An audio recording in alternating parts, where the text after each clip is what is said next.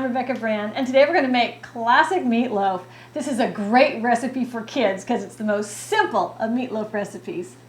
The ingredients for this dish are ground beef, Worcestershire sauce, an egg, garlic powder, salt, some bread, milk, and then for the topping we've got brown sugar, ketchup, and mustard. It's as simple as it gets. So I'm using 1.5 pounds of ground beef.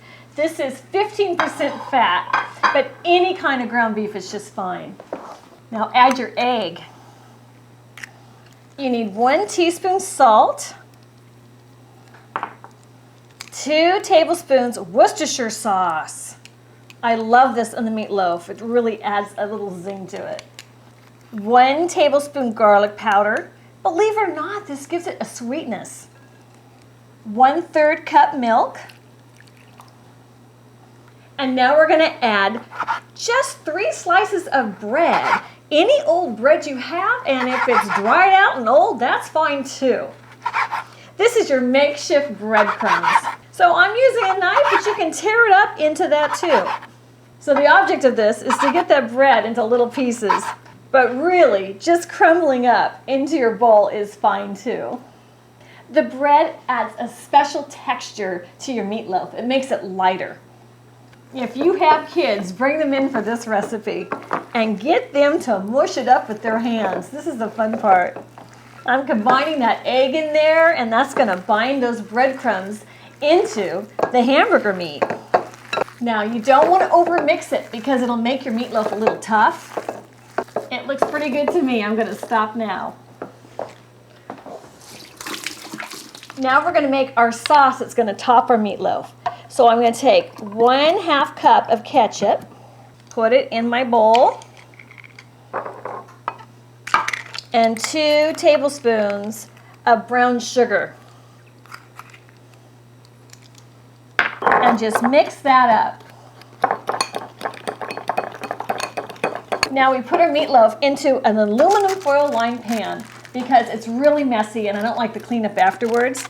I've researched about the health effects of aluminum, and there is no evidence that it causes Alzheimer's or anything else. And I've really been researching that because I get a lot of comments. Just so you know. So I'm using aluminum. It's such a time saver in the kitchen for me. I love it. So press down your meat into all 4 corners of that pan and add your ketchup sauce to the top of that. So it covers all of your meat. So now we're going to decorate it with some mustard, and I'm putting in about 1 tablespoon. Now, I like to do the zigzag back and forth. Your kids are going to want to make it really a fun-looking thing here. And into a 350-degree preheated oven it goes. And it's going to cook there for 1 hour. Then it'll be done. It's been an hour. Oh, it's ready. Beautiful. You're going to have a lot of fat come off your meatloaf, and I like to drain it. So just pull the meatloaf out of your pan.